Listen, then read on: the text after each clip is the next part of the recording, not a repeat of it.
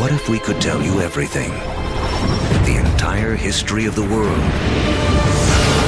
Now, what if we told you we could do it in just 2 hours? We're going to tell the whole story, from the Big Bang to the present day. How the planet prepared for the rise of man. How the Stone Age led to the steam engine. How the first seeds sprouted into cities and civilizations. Everything is connected, and the path leads to you. It took history 13.7 billion years to unfold. We'll show you everything you need to know in the next 2 hours.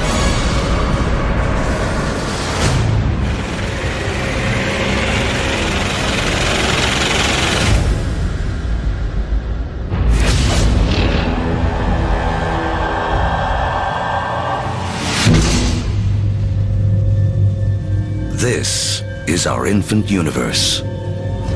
Everything that will ever exist, everything that will ever happen, all begins here, within this tiny bundle of energy, smaller than an atom.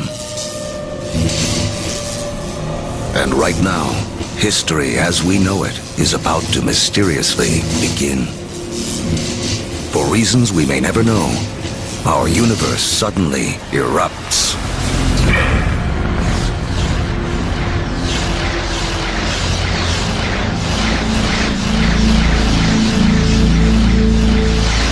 In a millionth of a millionth of a millionth of a millionth of a millionth of a millionth of a second, it went from a size smaller than an atom to bigger than a galaxy. Whoosh! What you're seeing is energy, and it's one key to understanding everything that will unfold in the next 2 hours.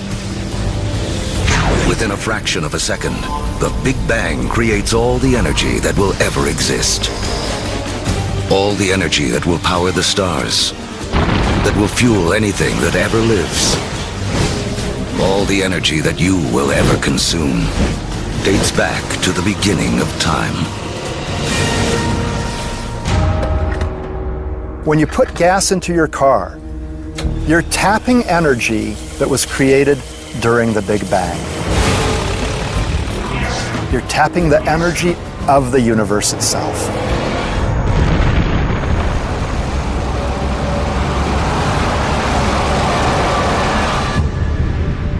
We're only a few minutes into our 2-hour journey, but already 380,000 years have passed. You are about to witness the birth of your original ancestors, the first atoms. This is hydrogen. The universe will use it to make everything in the world around us. Hydrogen is like a baseball team. You say, what player do I want to start my team with? Well, if I want to start a universe, I want to start it with hydrogen. Because from that, with a lot of heat and a lot of pressure, you can build more kinds of atoms. The first atoms blast through the early universe. And luckily for us, they don't spread out evenly. Because in those tiny pockets with more atoms, gravity, the great sculptor of the early universe, begins to work its magic.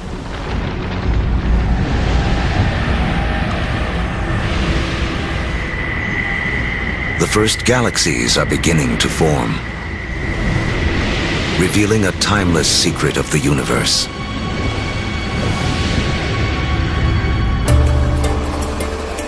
Throughout history, whenever more matter and energy can be drawn together in one place, more complex things can emerge. We have all of these urban centers around the planet where so much creativity, so much art, so much science, so much culture came about because of all these opportunities for things to interact with each other.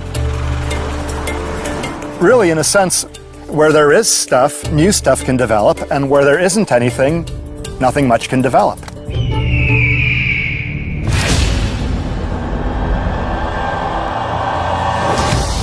300 million years after the Big Bang.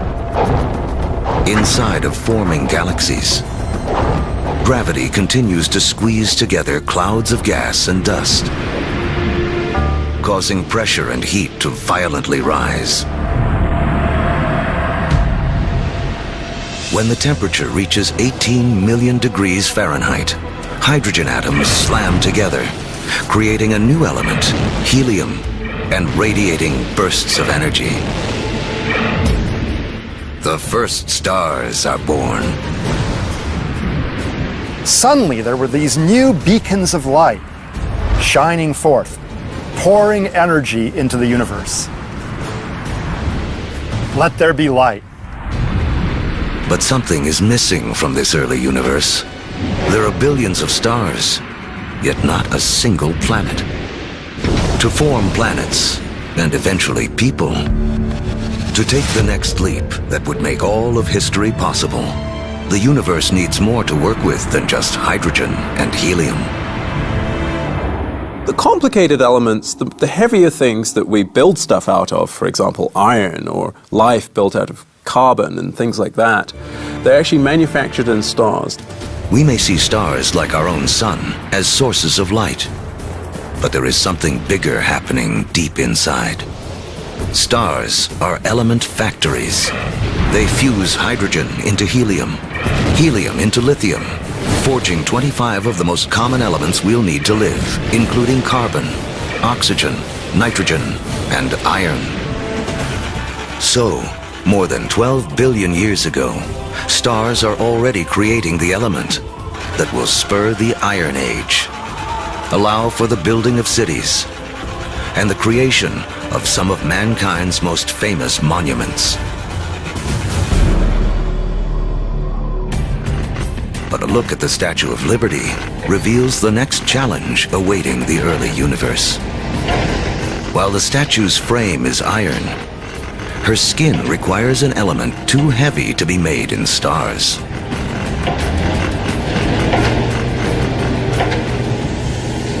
For Lady Liberty to have material for her skin, for there to be gold for wedding rings, or uranium for nuclear reactors, some elements had to be created another way. Stars don't have enough energy to do the job. But if the element factory isn't powerful enough, how about blowing up the factory? Just a few million years after the first stars formed, some of them exploded. Wham! These explosions, known as supernovas, are the biggest blasts in the universe since the Big Bang, providing the extra boost of energy needed to fuse heavier elements. In the fiery blast of their own destruction, stars create uranium, gold, all the rest of the elements that will fill our world, including copper. The periodic table of the elements is really sort of a library of matter in the universe. Those are your building blocks. Everything is coming out of that particular chemistry set.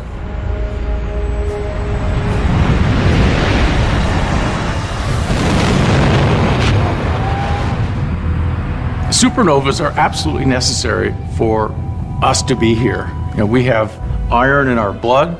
We have little bits of old supernova, therefore, just floating around through us. We are all stardust. Copper and tin, Bronze Age. Without supernovas, there's no Bronze Age. Go to any supermarket and buy a multivitamin. And go and look in the ingredients. You'll find copper, you'll find zinc, you'll find selenium, you'll find all sorts of elements that can only be made in a supernova. The elements made by stars will become the seeds of life on Earth and the drivers of human history. But the journey has just begun. Before there can be life, the universe has to build us a suitable home. To build a proper house, you have to assemble the right materials all in one place. Now, when planets form, It's the same thing. It's the materials that you have at hand that's going to dictate the kind of house that your planet's going to be. To get enough of the right material in the right place, all at once, takes a very long time. Over the next 8 billion years, more than half of history as we know it, the element factories continue their work. Stars explode and are reborn. Each generation with more heavy elements than the last. Until 4.6 billion years ago. Finally, there are enough materials gathered for the next step on the path to us.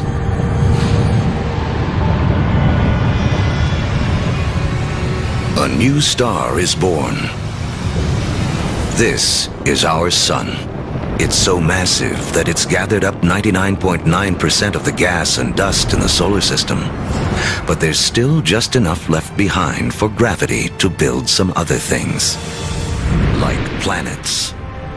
The third one out from this star will be our home.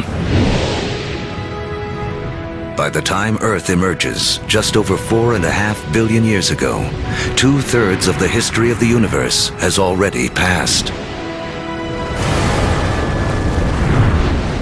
The first sunrises sweep across a foreboding alien planet.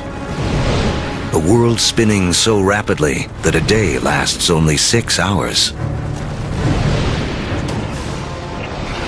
When you go back to the early Earth, right after the planet formed, you really have to think of the Earth as another planet. The sun would have looked out over a hellacious scene of just molten lava. In places, you would see rafts of black volcanic rock. Within the liquefied rock, the elements are all in a jumble. Something has to bring order out of this chaos. And once again, that something is gravity. Lighter material drifts toward the surface and forms a solid crust, while heavier material sinks toward the center, forming a molten iron-nickel core. This churning liquid metal creates a magnetic field that reaches out into space. Like a force field, it will protect our future home from the sun's deadly charged particles. Soon, this magnetic field will allow for life to grow, and later, guide the explorers who will connect two halves of the world. But for all this to unfold, the Earth will need a critical partner.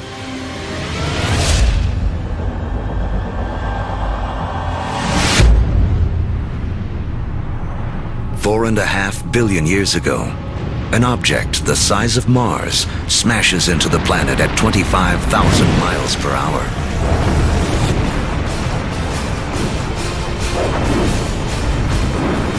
Earth swallows up much of the impactor.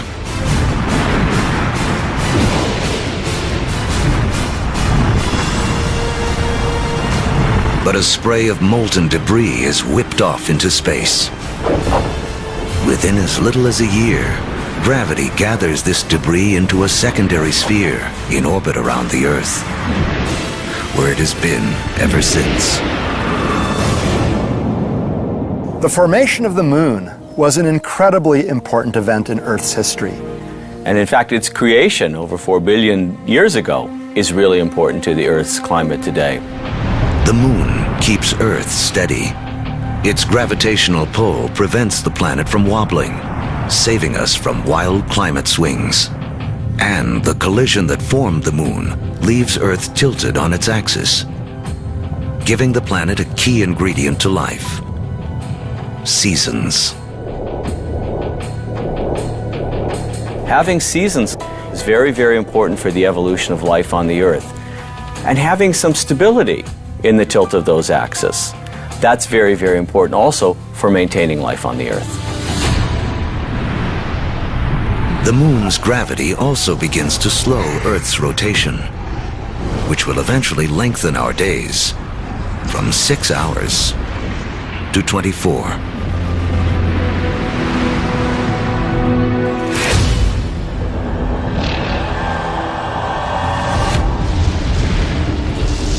3.4 billion years ago. It's too hot on Earth for liquid water to exist, but there's water vapor, steam in the atmosphere. The trick is how to get it out of the sky onto any world where you hope to have life. A little rain must fall.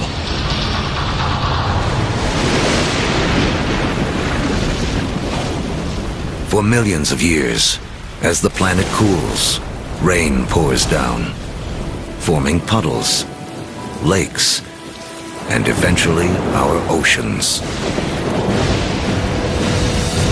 By 3.8 billion years ago, our planet has a moon and permanent oceans. But it hardly resembles the place we now call home. To become the stage for all of human history, Earth needs an oxygen-rich atmosphere, fertile continents for people to discover and develop. Who will create our modern world? There's 1 trillion of them crawling on your skin right now.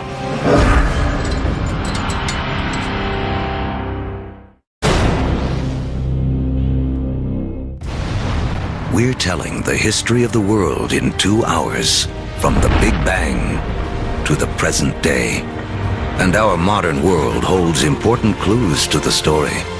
In fact, structures like this hide a mysterious link to the first life on Earth.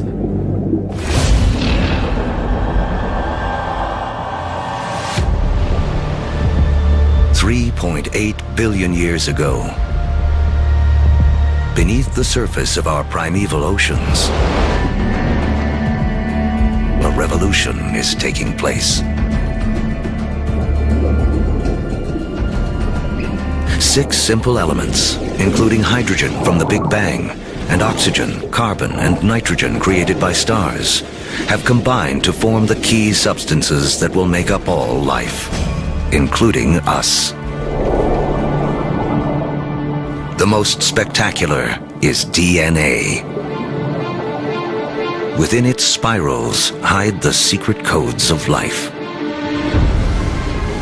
700,000 years after the planet first formed, life on Earth begins.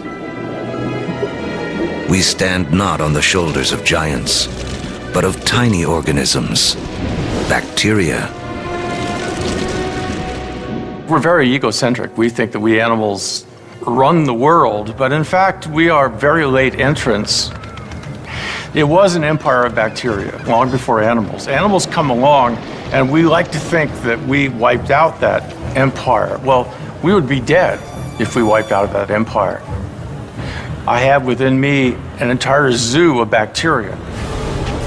In fact, each one of us has more bacteria living in our bodies than there are people on the planet. For billions of years, microbes like these will have Earth to themselves.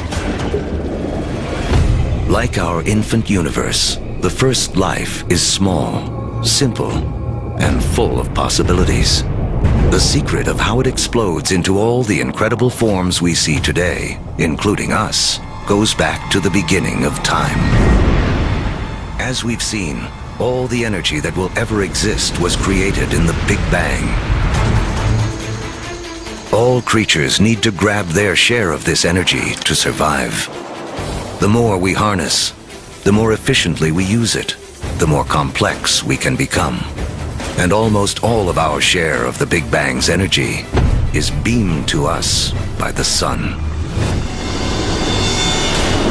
2.5 billion years ago, some very special bacteria figure out how to consume the sun's energy to live. In doing this, they also create the most important waste product in the history of the world: oxygen. Soon, oxygen will remake our world. But first, it has another important job to do. Earth's ancient seas are full of iron particles, and everyone knows what happens when oxygen meets iron. Here I'm a little bacterium, I've produced this oxygen molecule, and here's a big piece of iron clump, I rust it. This rusted iron collects on the seafloor. Billions of years later, these huge deposits will be raised up to become major sources of the world's iron and steel. It was these iron deposits that later on drove the Industrial Revolution. In this way, the Brooklyn Bridge and the other early landmarks of the Industrial Age are a direct link to some of the first life forms on Earth. Once there's no more iron left in the sea to rust, these ancient bacteria have a mission to complete. They create so much oxygen that it fills the oceans and escapes into the atmosphere. And from then on, we have a very different planet from all the other planets in the solar system. Now, life takes a giant leap. For the first time, some bacteria learn to live on oxygen. Every human breath is a ritual, 2.5 billion years old. Life tends to stick with what works, even over the course of billions of years. Oxygen is a game changer. By taming its power, life has found a better way to energize itself, 20 times more efficient than anything used on Earth before. What life does with all this new energy will be the story that leads to us.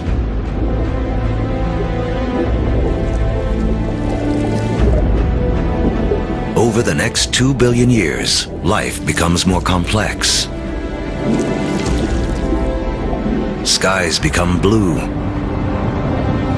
and so do the oceans that reflect them. Large, solid continents appear.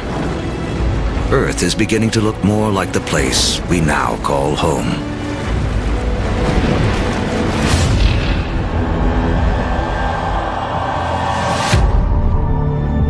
$550 million years ago, as the planet celebrates its 4 billionth birthday, oxygen levels in the atmosphere have risen from next to nothing to as much as 13%. Take a deep breath, because life on Earth is about to go wild.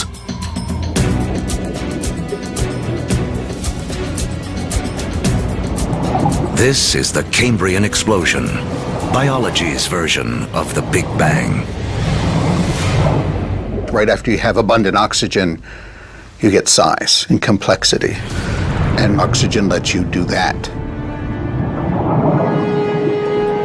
It's in this breathtaking span of roughly 30 million years that most of the major animal groups evolve. By 500 million years ago, the first bony fish have evolved in the seas. These fish are our direct ancestors. Though they look nothing like us, they evolved the body parts that will make our own bodies possible, including a spine and a mouth with jaws and teeth. We owe a great deal to our fish ancestors. In fact, all vertebrates today really represent modifications of the original fish body plan. For the first 4 billion years of Earth's history, plants and animals have stuck to the seas. But that all begins to change. With oxygen comes an ozone layer, protecting us from dangerous radiation. Plants make the move first.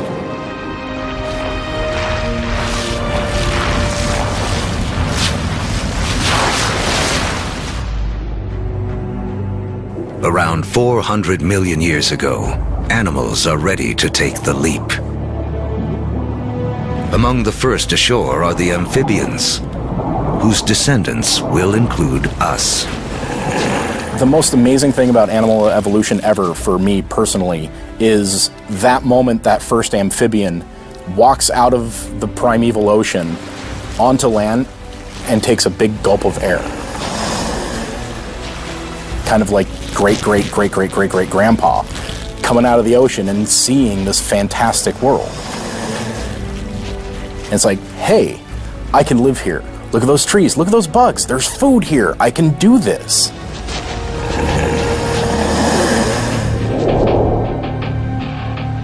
Eventually, humans will conquer every imaginable terrain. But before we can do that, our ancestors must first cut their final tie to the water. Mating season. Like modern frogs, they have jelly-like eggs that would dry out on land. But some amphibians eventually solve the problem. They evolve a new form of egg, with a shell that keeps the moisture in. This allows us to carry the ocean with us, onto land, and signals the evolution of amphibians into reptiles. You could be 300, 400, 500, 1,000 miles away from water and still have the water in that egg in order to birth. That is the key. It cuts that final tie to the ocean. That way we could colonize the rest of the land.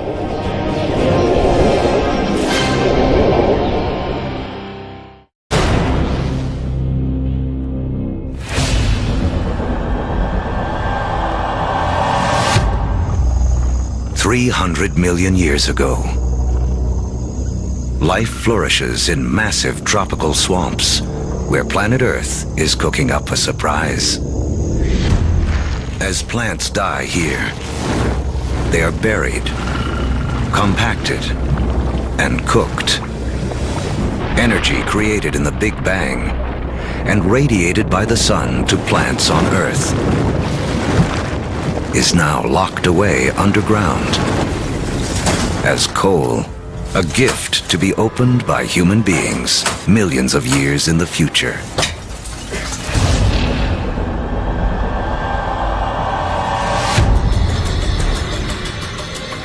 $250 million years ago, an apocalypse unfolds. The biggest spike in volcanic activity since the early days of the planet. The atmosphere is choked with carbon dioxide, and the diversity of animal life spawned in the Cambrian explosion is stopped dead in its tracks. More than 70% of all species on Earth go extinct in the worst mass die-off in history, the Permian extinction. Extinction is a recurring character in the story of planet Earth. 5 times in the last 500 million years, some cataclysm wiped out the dominant species. It's a reshuffling of the deck that allows new creatures to take hold. New creatures like the dinosaurs. Dinosaurs will reign for the next 160 million years. During that time, the first hardwood forests appear.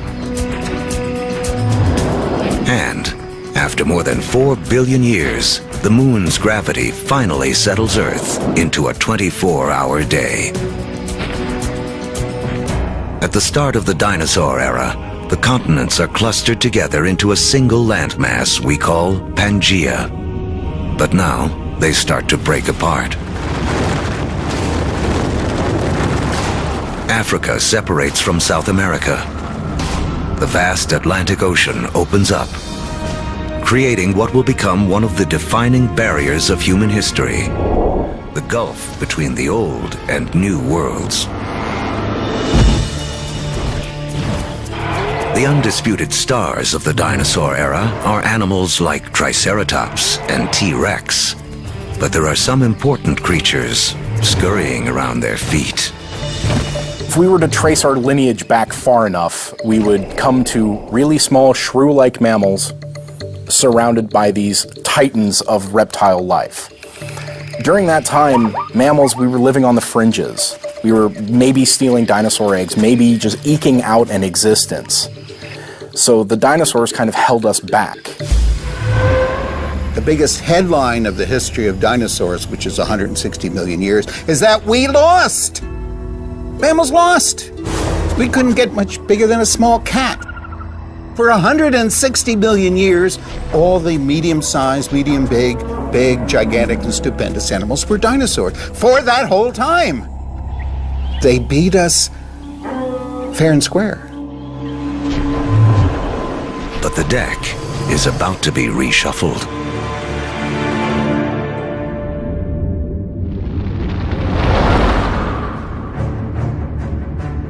"65 million years ago, a 6-mile-wide object, likely an asteroid, slams into the Earth.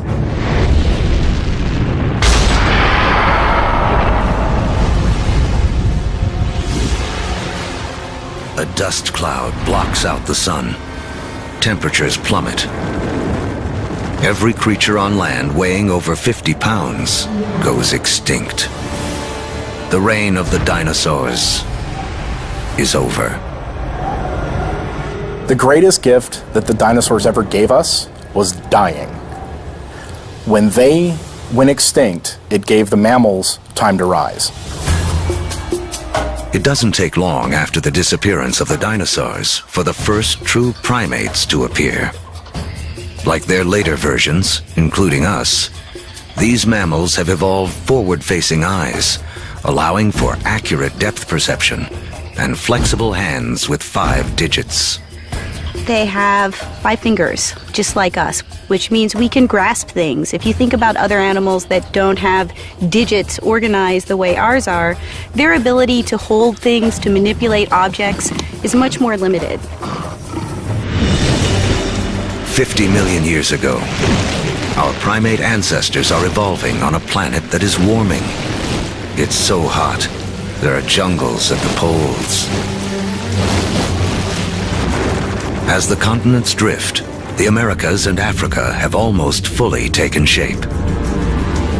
But in northern Africa, modern-day Egypt is submerged beneath an ancient sea. On the floor of that sea live small shelled creatures called nummulites. Their shells, made of calcium and carbon, pile up on the sea bottom over millions of years, where they form into limestone. Limestone that will be used to build the Great Pyramids. If you look closely at the pyramids today, you can still see evidence that these 4,000-year-old monuments are, in fact, made of 50-million-year-old seashells.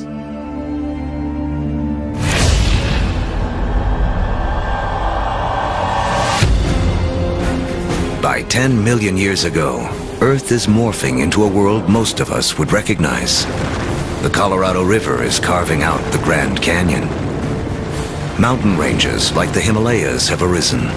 They're so tall, they disrupt weather patterns, setting the stage for a colder planet. The Isthmus of Panama emerges to connect North and South America, cleaving the connection between the Atlantic and the Pacific, disrupting ocean currents and tipping the world even more towards an ice age. With the planet getting colder, our primate ancestors hang on in the tropics. But a new creature is coming in that threatens to destroy them.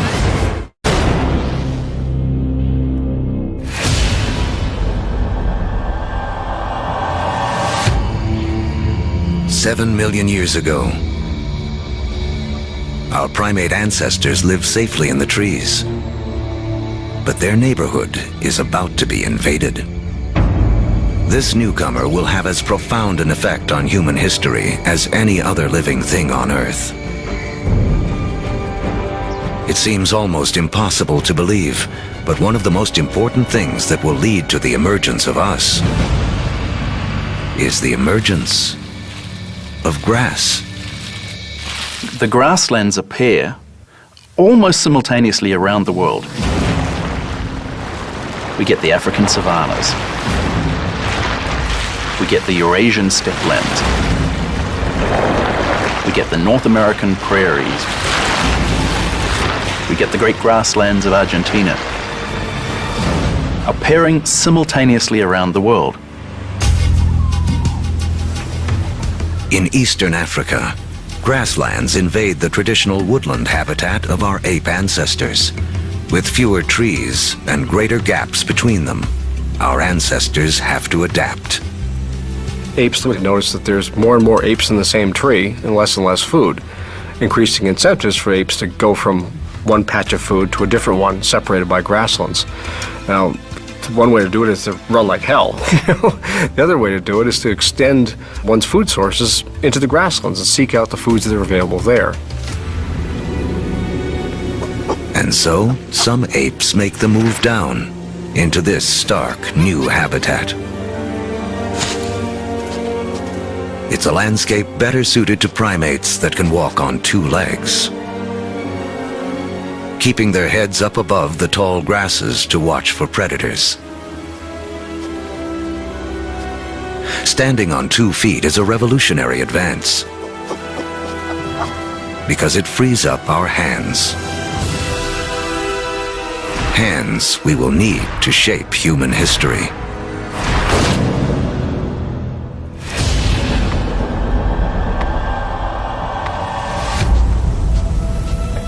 $2.6 million years ago, early proto-humans, or hominids, walk an Earth whose rocks are loaded with the element silicon. Created in the cores of stars billions of years before, silicon is the second most abundant element in Earth's crust. One of its chemical quirks is the ability to bond with oxygen to form crystals that combine into solid rocks. Rocks that can be chipped and shaped without shattering. Hominids started doing this 2.6 million years ago, breaking cryptocrystalline silicates to make sharp edges, and people use them for millions, literally 2.6 million years. Simply having a modified stone with a sharp edge on it, now suddenly you have a hammer. You have a crude cutting edge. A simple modified stone means a human can suddenly do 1,000 more things than we could do previously.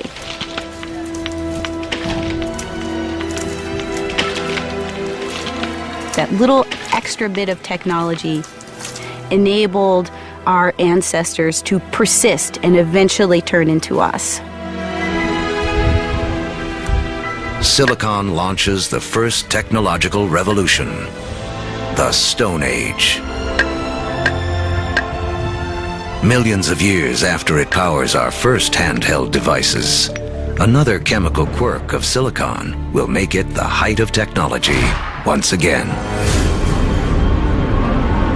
The next leap towards becoming truly human relies on a little-known secret of our home planet. In the known universe, it turns out Earth may have a rare and special power.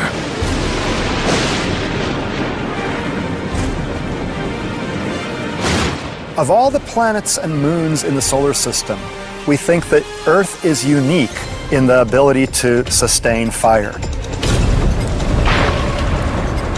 Other planets and moons have lightning and lava.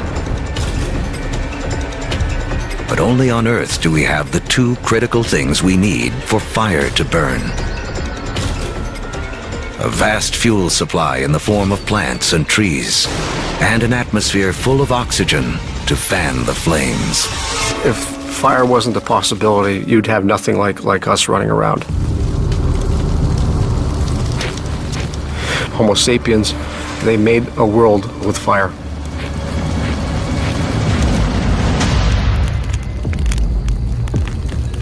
Our ancestors have fire firmly under control by 800,000 years ago.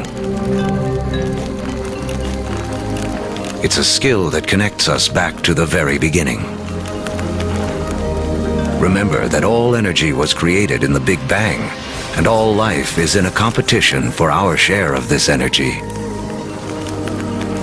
Using fire to cook is like having an external stomach to break down foods, releasing more calories, giving us more energy, which in turn allows us to support bigger brains.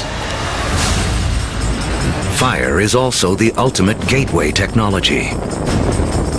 We will soon use it to turn clay into pottery, metal into weapons, water into steam power. If you don't have fire, you can't have the internal combustion engine. No fire, no metal. No fire, no rubber. It's a technology that opens a world of possibilities for creatures that know how to use it.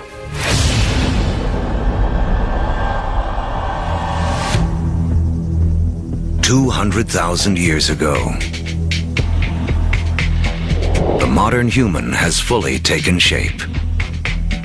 The larynx, or voice box, which is high up in the throat in our ancestors, descends. More complex sounds are now possible. We begin to speak. For the first time, information can be shared between individuals and across generations. Humans have gained a critical advantage over every other creature on Earth.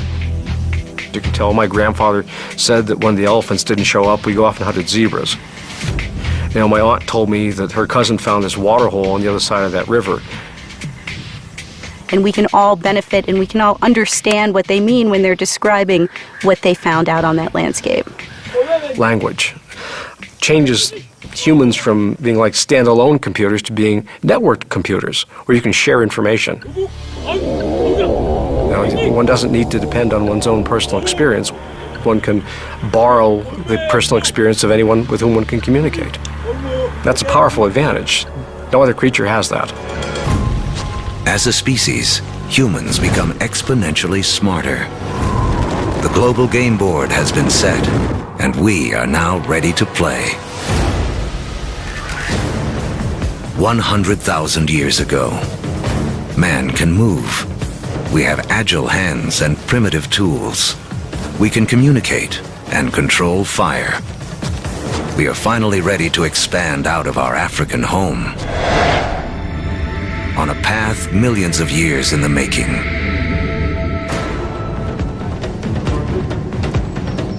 Shifting continents have linked Africa and Eurasia into the largest contiguous landmass on Earth, Afro-Eurasia. 33 million square miles, more than twice the surface area of our entire moon. For early humans, this means more than half the land on Earth can be reached on foot. Human dispersal was a crucial game changer. We are one of the few primates that live on more than one continent simultaneously. So what that means is that we're better insulated from the kinds of things that cause big mammals to become extinct than other primates are. It's extinction insurance. Dispersal is extinction insurance. But just as the world begins to open itself up to man, the planet turns on us. An ice age begins. Now the planet will test us like never before. By 50,000 years ago, glaciers begin to advance down from the North Pole. At the same time, humans continue their conquest of the globe, arriving in China and Australia. By 30,000 years ago, Homo sapiens reach Europe for the first time. By 20,000 years ago, with the ice nearing its most extreme, the march of man reaches the frigid tundra of northeast Siberia. Despite the trials of the Ice Age, man endures and develops the last skills we will need to be truly human. The clues lie in these symbols. We have taken an intellectual leap to think beyond the here and now, beyond what is simply needed to survive.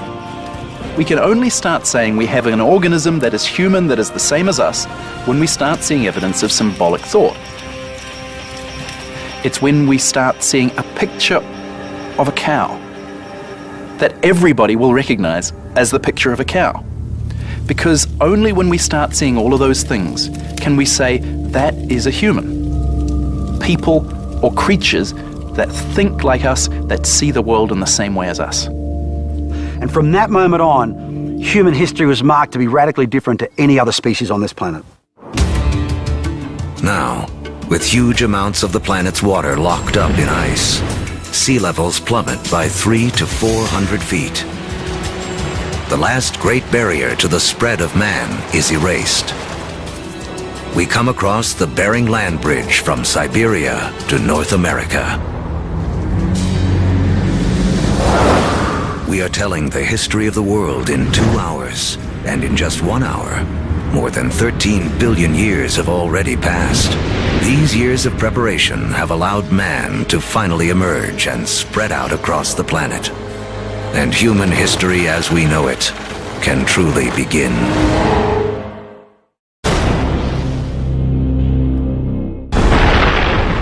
Our history of the world began with the beginning of time, the Big Bang. It has taken us on a journey of nearly 14 billion years.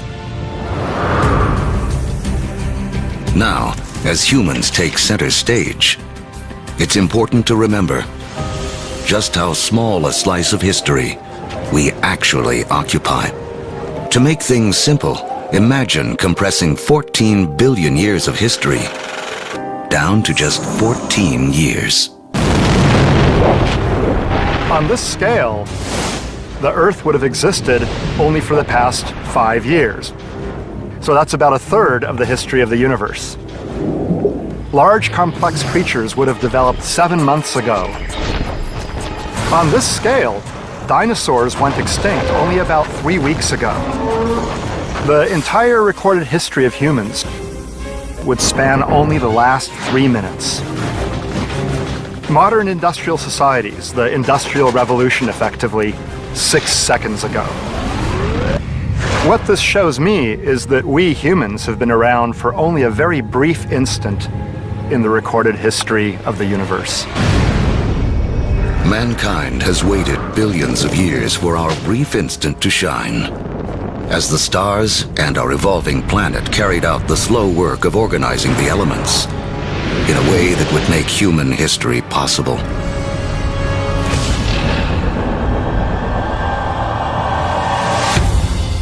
It's 10,000 BC, less than 100,000 years after expanding out of Africa. Man has reached South America. Humans have met the adversity of the Ice Age head-on, and rather than die off, we have adapted, become even more intelligent. And now we have colonized the entire globe. From coast to mountaintop. From tundra to desert. Humans are there. Our closest living ancestors, chimpanzees, live in the tropics. They only live in the tropics. Humans have managed to colonize the entire globe. Ice Age land bridges allowed man to spread around the world. But now the ice begins to melt. And sea levels rise again. Humans are trapped and separated in 2 vast and unconnected hemispheres. Each pocket of humanity left to make the best of what it has been given. As the glaciers recede, they carve out lakes, rivers, and bays. The map as we know it emerges. In Africa, increased rainfall causes Lake Victoria and Lake Albert to overflow and form Egypt's Nile River. In Eurasia, other rivers emerge. The Tigris and Euphrates in Mesopotamia, modern-day Iraq. The Indus in modern-day Pakistan, and China's Yellow and Yangtze. These river valleys become critically important for how human history will now be played out following the retreat of these ice sheets. These are the river valleys whose waters and fertile soils will allow the first seeds of civilization to be planted. With temperatures warming after the Ice Age, plants and animals are more plentiful, and man can finally choose to stop moving. Permanent settlements begin. Populations grow,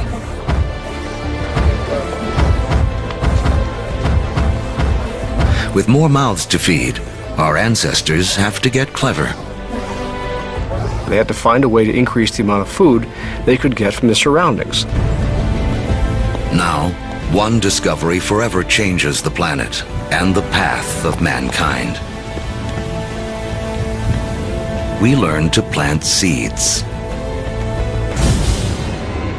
And the seeds we sow come from the same plants that millions of years earlier spurred our evolution from ape to man. The unheralded hero of human history, grass. A grass seed is tiny, right? It's no food. I can hunt a bison or I can take grass. I'm gonna hunt a bison, right? Ironically, grass seeds become the most important food crops in the world, but they're the things that are ignored by hunter-gatherers for thousands and thousands of years.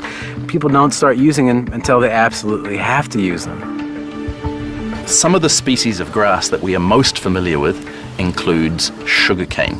It includes wheat and rye and barley. All of the cereal crops are types of grass. So it's not just that beautiful green lawn that we measure our middle-class success from. It's also the staple crop upon which civilization depends. It is the majority of our calorie intake. Once again, it all goes back to the Big Bang. Central to the story of all life is our competition for that energy created at the beginning of time. Just as oxygen gave us an edge, just as fire allowed us to consume more calories. Switching to farming is an energy revolution. A hunter-gatherer needs 10 square miles of territory to provide himself with enough sustenance, enough energy in the form of plants and meat to survive. A farmer can harvest the sun's energy so efficiently, he can fulfill his needs using only 1/10 of a square mile of land. In the warming after the last ice age, farming begins to take hold in 6 places around the globe. But by the fortunes of geography, no place in the ancient world has a better concentration of plants and animals that can be domesticated than the Middle East's Fertile Crescent. In the Middle East, we have this remarkable convergence of species that seem to have been susceptible to domestication, both plants and animals. In terms of animals, we're talking about cattle, pigs, sheep, and goats. In terms of plants, 2 varieties of wheat, rye, barley, lentils, figs, all in this very small part of the world. Unlike the Fertile Crescent and the rest of Afro-Eurasia, places like sub-Saharan Africa and the Americas have very few wild species that can be easily domesticated. It's a critical difference. People blessed with the right mix of plants and animals will become more powerful and get a massive head start on the road to the modern world.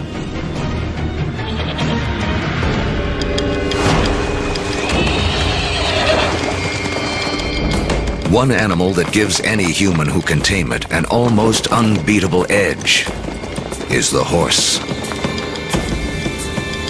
It's a little-known fact that although horses first evolved in the Americas, they died out there along with many other large mammals around 10,000 BC. There were at least 3 species of Ice Age horses in North America, maybe more. Some as small as ponies, some as big as Clydesdales.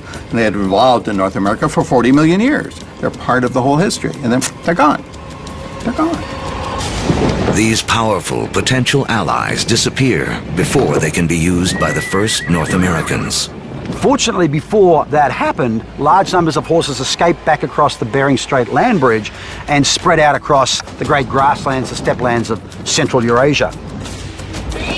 A narrow escape that had a profound effect on human history. Around 4000 BC, nomadic people in Central Asia learned to tame them for the first time. Domesticated horses will be harnessed across Eurasia, advancing everything from work to warfare. Perhaps no other animal has had a bigger influence on the course of human history.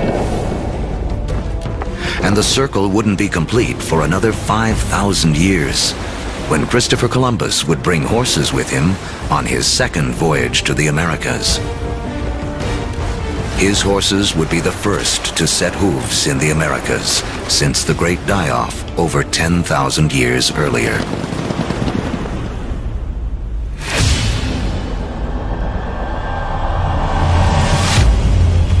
"6,000 years ago, domestication of animals and plants sets the stage for the next phase of human history.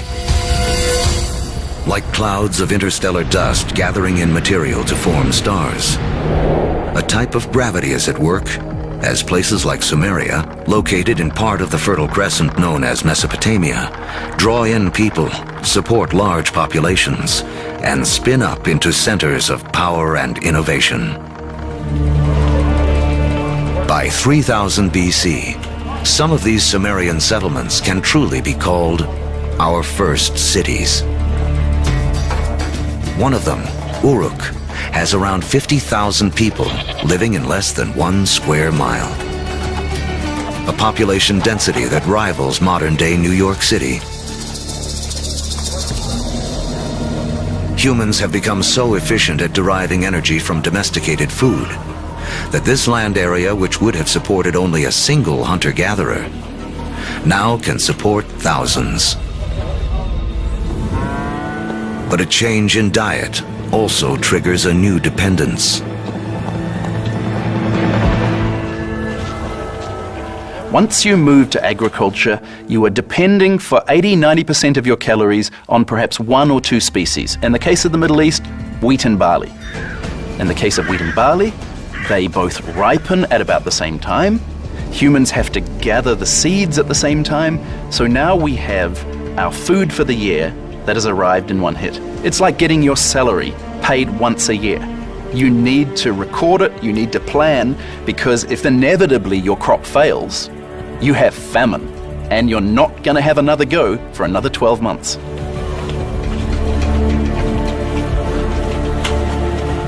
In these first cities, crops are king.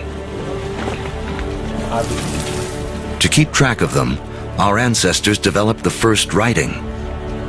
To protect them, the first armies. And to administer them, the beginnings of politics.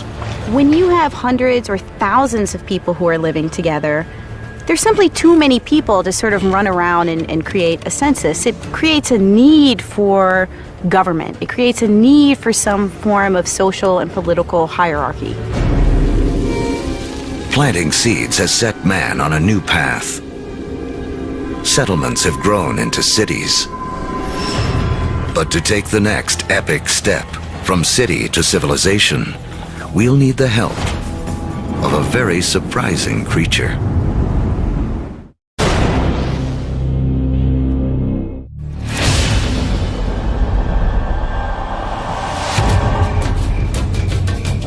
"5,000 years ago, after wandering the earth for more than 100,000 years, mankind has begun to settle down. We cluster near rivers, along the Tigris and Euphrates, the Nile, the Indus, the Yellow and Yangtze. Civilizations are about to take off. But first, they must all master one thing: trade. The more they exchange goods and learn from other lands, the faster they grow. It seems that long-distance trade and communication is a necessary precursor to allow urban civilization as we know it. And surprisingly, the first civilizations arise on the back of a creature with a lowly reputation in the modern world: the donkey. The donkey caravan is the interstate highway and high-speed internet of its day. Their routes will lay the groundwork for the modern world. Moving not only goods like timber and bronze, but ideas and stories. The civilizations they connect will be some of the first described in the Bible. The caravan routes converge at the Persian Gulf, where they link up with ships that carry goods to India. It essentially brought these civilizations together into great cultural and material exchange, and really was the beginning of the trend towards globalization.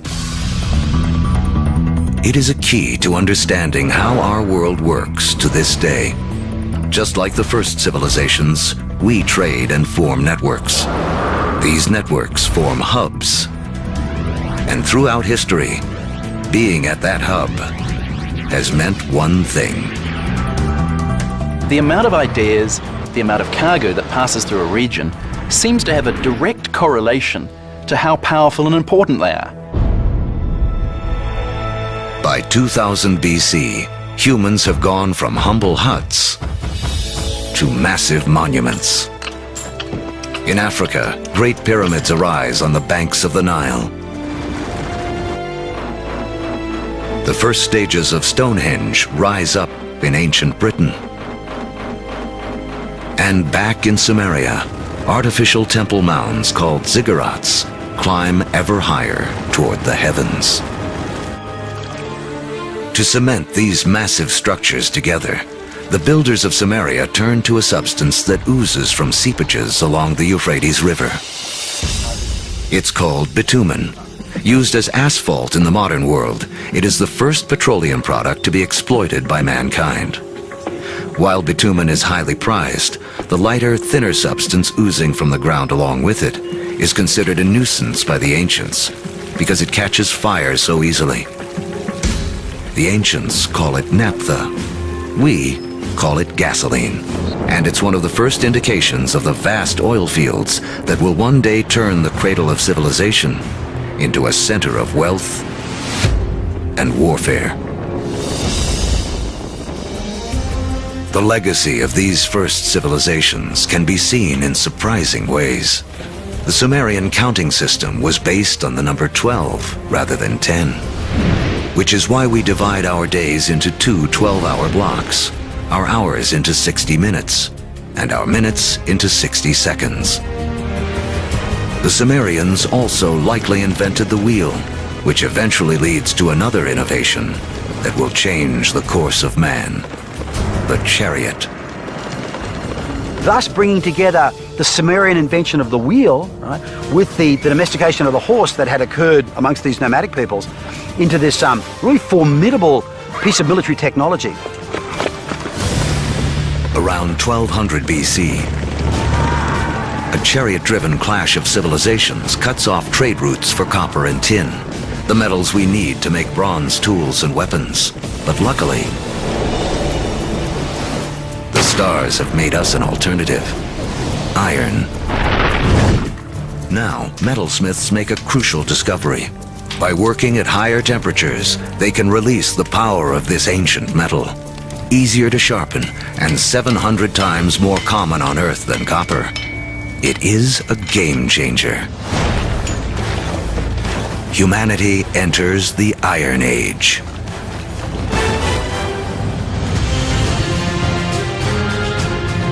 As we reach the first millennium BC, history has taken us on a wild ride. From the initial blast of the Big Bang, to the formation of Earth and its first creatures, and the rise of man.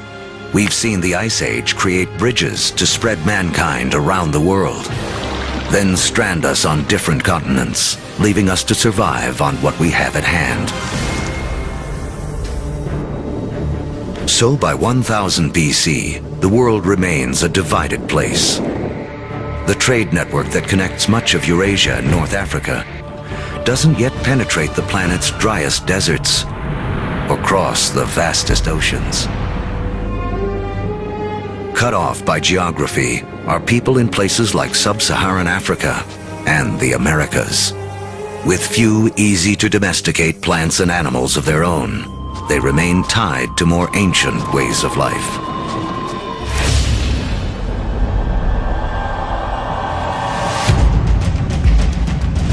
(600 BC). The cavalry have arrived. humans ride into battle on horseback for the first time. We've seen that just taming a horse gives man a massive advantage. Now, pairing him with iron weapons makes him nearly unstoppable. These advances in technology, they don't just make a fighting ability possible. They make empires possible. And that is the story of the next several millennia. With new technology and improved logistics, empires spread, uniting massive land areas under a central control. As empires grow, so do new beliefs. One interesting phenomenon we see with the rise of these empires is this idea of monotheism, this idea of a universal God that develops over time, and it's just a phenomenon. Judaism emerges, from which we eventually get Christianity and Islam. Buddhism and Hinduism also arise. The 5 major religions today are all rooted in this remarkable era. Although empires spread, some great powers remain isolated. The rise of the Himalayas 50 million years earlier has left China cut off from trading with the rest of the world. But that is about to change. Around 100 BC, a Chinese emperor sends an envoy to the west in search of alliances. The routes he travels will become the Silk Roads, a massive trade network that connects China across Central Asia to the Roman Empire. China has joined the world. As far as we know, no Chinese trader ever met a Roman, no Roman ever met a Chinese trader, at least during this first period of the Silk Roads. But this vast trade then began to explode. Between about 100 BC and about 200 AD, we have 3 centuries of trade and cultural exchange on a level that has not been seen before in human history. But this new human network also unleashes hidden dangers.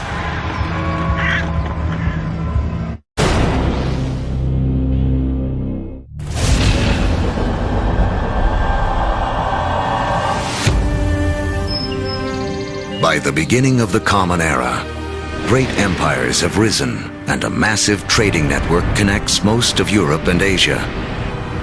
But the trade routes also carry an invisible threat. Disease. Massive epidemics that some blame for taking down both the Roman Empire and China's Han Dynasty.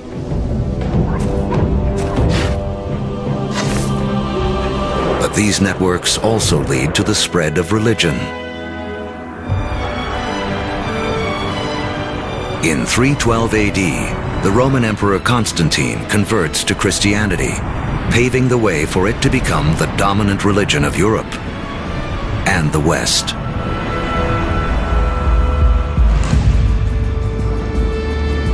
Three centuries later, Islam also emerges. A religion that will, for a time, unify a territory 2.5 times larger than Rome ever was.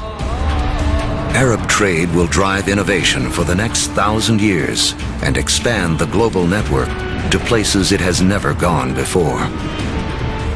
The Arabs are sitting in the middle of Afro-Eurasia. There are Arab traders who are sailing off to China. There are Arab traders who are traveling all the way to the Atlantic Ocean. So they are sitting in the middle of the hub.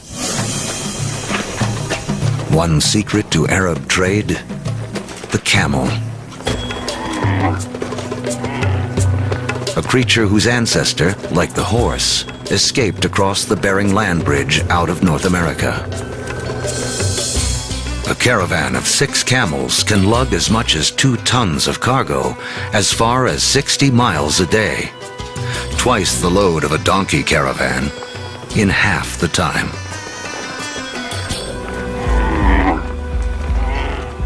For the first time, camel caravans open up reliable trade routes across the formidable Sahara Desert, leading to the formation of the first states in West Africa. Arabic trade expands, moving salt from the Sahara to Rome, rice from Eastern Asia to India, the secrets of making paper out of China into Europe, and countless other inventions and ideas around the world. Where does our word for lemon come from? Where does our word for coffee come from?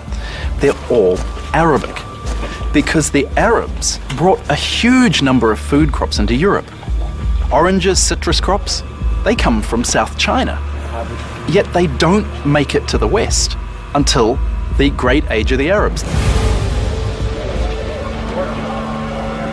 In Islamic North Africa, one Italian merchant named Leonardo Fibonacci becomes well schooled in the ways of Arab traders. He picks up on a simple but ingenious counting system that originated in India but is used extensively in the Arab world. His writings will spread this knowledge to Europe and around the globe. With everyone counting the same way, business and trade will explode. And because of Fibonacci, people today still almost universally use the numbers known as Arabic numerals. But there is another idea Arab traders will spread, something even more influential.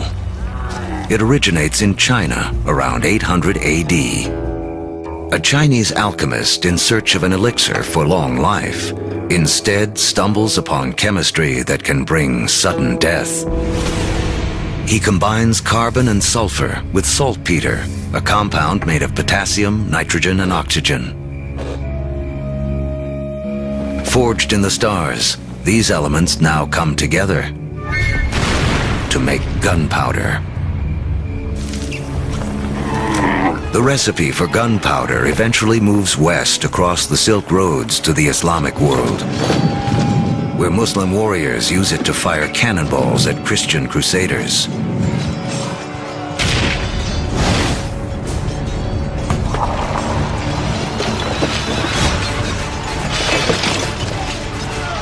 Europeans pick up on the idea, embracing and perfecting gunpowder weapons.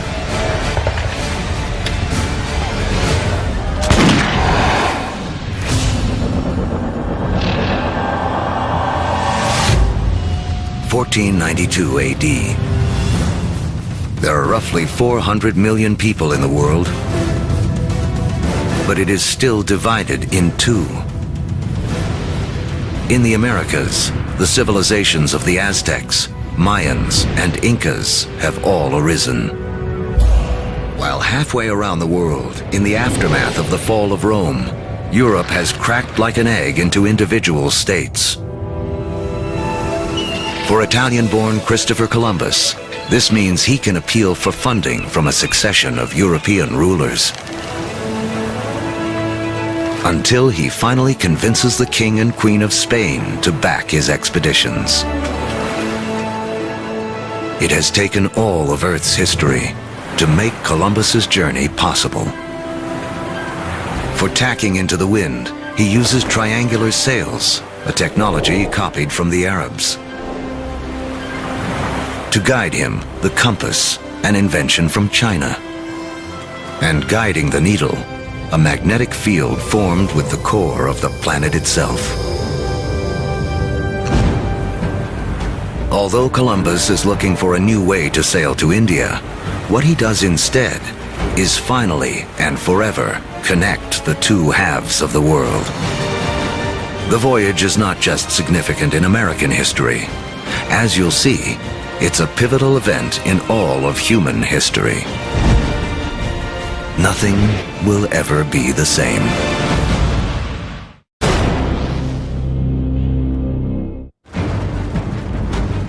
The end of the Ice Age marooned large pockets of humanity on separate sides of the globe for over 15,000 years. Now, that's all about to change. The voyage of Christopher Columbus in 1492 is taught as one of the most significant events in American history. In fact, it's one of the most significant events in all of human history. Prior to that voyage, the Great World Zones had existed largely in isolation. By crossing the Atlantic, Columbus opens up the vast American world zone, these two enormous continents of North and South America, with the millions of people that are living there, the resources that are available. And for the first time, people living in Eurasia become aware of this other part of the world. Until the voyage of Columbus, these people may as well have been living on different planets, so isolated were they. A trade network that started with the first civilizations, connected Europe, Asia, and Africa, now reaches across the Atlantic. In this vast new global network, new hubs will form. And once again, power will shift. For most of the last 2,000 years, Europe hasn't been that important. Then we get the age of Columbus, and what do you know? This is exactly the time where we see the rise of the West. This is when the West starts taking over, when it gets itself smack bang in the middle of the biggest exchange network the world has ever seen. Now, foods that had been isolated on disconnected continents begin to move around the world. Maize from the Americas shows up in Egypt and China. Potatoes from the Andes prove perfectly suited to the soils of Ireland and Russia. The old Fertile Crescent grains, like wheat, begin to feed the Americas. New foods mean more calories, more energy. Within 3 centuries of Columbus's voyage, the population of the world will more than double to 900 million. But the unequal hands dealt to the 2 hemispheres now play out in a deadly climax. European conquistadors, inheritors of the agriculture and animals of the Fertile Crescent, and the trade spread along the vast networks of the Old World, come bearing guns, riding horses, and carrying infectious diseases. The result, slaughter. In the years following Columbus's first voyage, 95% of the native population in the Americas will die from European guns and germs.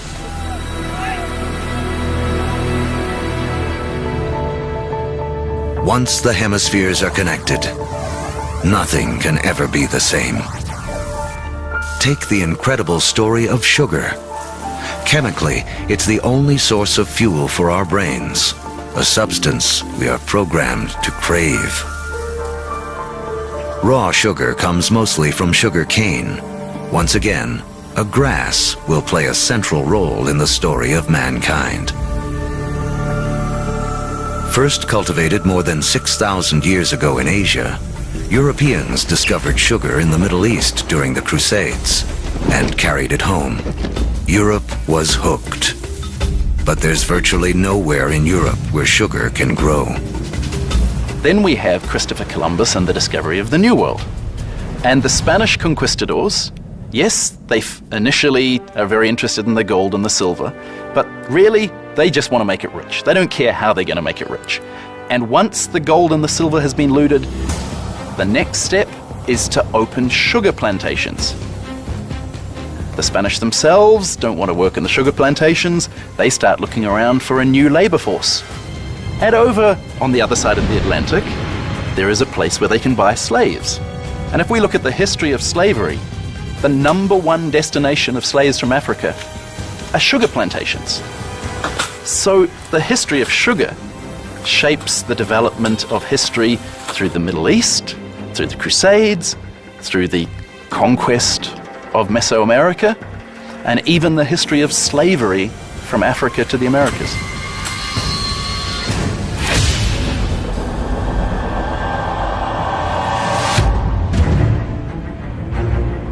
In the year 1700, mankind has hit a wall. Most humans continue to live simple lives, more like our ancient ancestors than our own. When you think back to the world in 1700, most people were farmers, most people practiced small-scale subsistence agriculture, most manufacturing was done in workshops. In 1700, it takes over a year for cargo and information to circle the planet. longer than it would take us today to get to Mars.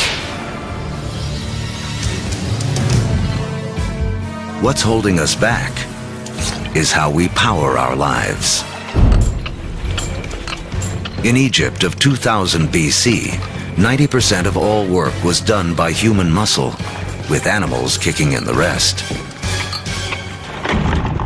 By 1700 in Europe, the majority of work, 70%, is still driven by human muscle.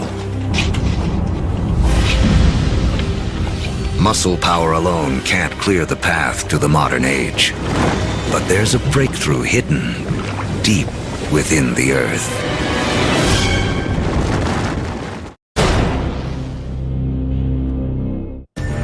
As our history of the world in 2 hours races towards a close, mankind has hit a wall.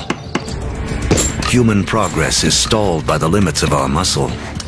To break through, we'll need a new way to power our lives and the entire history of the world.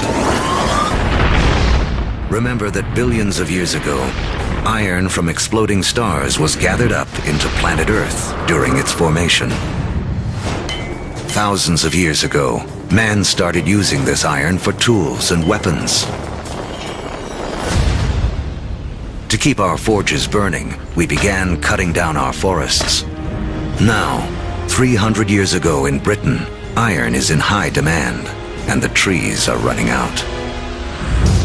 The British need a new source of fuel, and thanks to the decayed remains of ancient ferns, they have one. Coal. But coal itself won't power mankind into the modern world. There's one more fateful twist in the story. As the quest for coal takes miners ever deeper into the ground, water begins flooding the tunnels. To pump out the water, a new invention is needed. In 1712, Thomas Newcomen produces a pump powered by burning coal and driven by steam. Newcomen's machine is the first practical steam engine. It is this combination, energy and engine, fuel and machine, that will free man from the limits of his own muscle and change the world. The Industrial Revolution begins. Along with political revolutions in America and later France, this technological revolution forever transforms the landscape of the world. And before long, the Atlantic world has become the new economic, therefore cultural, therefore political, therefore military leader, and will utterly dominate global geopolitics from that moment to this. Trains thunder across the countryside. By the 1870s, the internal combustion engine has arrived, and the Germans invent its killer app, the automobile. Oil, the substance which the ancients considered too flammable to be of any use, becomes the most important commodity on the planet, fueling even more innovation. The telegraph and telephone move messages at lightning speed. With electricity, mankind reclaims the night from darkness. The hub of power has shifted. In 1800, Europeans and their descendants controlled 35% of the land on Earth. By 1900, they control 85%. By the 20th century, fossil fuels and the internal combustion engine have amplified everything, including warfare. That technology meant that military power and military conquest was something that could be international in a way that it had never been before.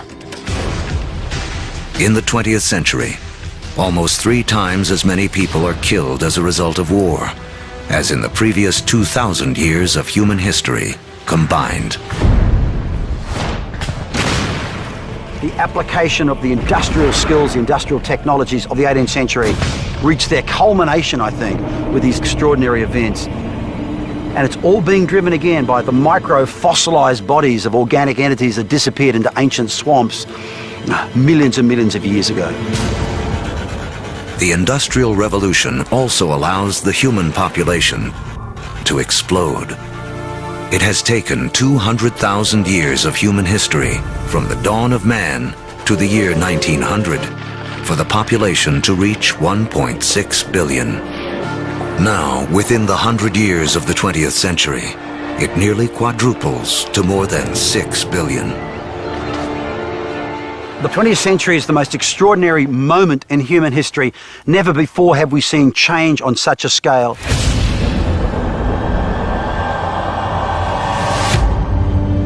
Today, humans number close to 7 billion. We are the dominant players on the planet. We have learned to harness 50,000 times more energy than our ancestors just 10,000 years ago. This energy drives our fast-paced lives and a literal World Wide Web, a network that, as we have seen, has been in the making for as long as humans have walked the Earth. Our 2-hour story is coming to an end. A story that really began 14 billion years ago, with a tiny universe where everything was all in one place. Then the Big Bang. All the energy that has ever existed, created in an instant. Gravity sculpted our universe. For billions of years, stars and supernovas created all the elements we would eventually need. Then an extreme Earth took shape and settled into just the right conditions to support life. As the planet evolved, life competed for energy and grew more and more complex. Eventually, the conditions were right for our species to rise. We mastered stone and fire. When the Ice Age came, we spread around the planet. And when the ice melted, we were stranded on different continents. We learned to bend plants and animals to our will. We built cities, then civilizations. We created a vast network that linked empires, joined continents, then crossed oceans. Just when it seemed we had reached our human limit, we found the energy and technology to carry us into the future. On Earth, the seeds of the past have bloomed into a present filled with energy and creativity. The stories of billions of lives have played out against the backdrop of a universe almost too vast to comprehend. In everything that we do, in all that we are, we remain living monuments to the past as we continue to make history every day.